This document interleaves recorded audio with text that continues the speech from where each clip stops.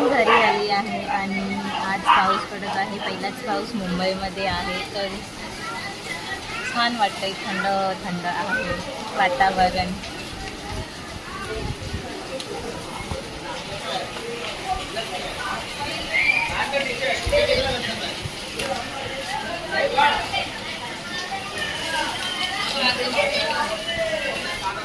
भेटूया थोड्या वेळाने.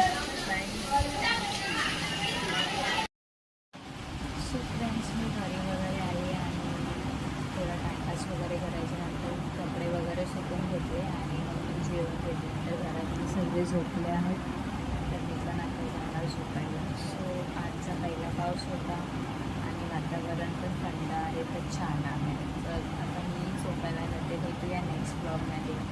बाय.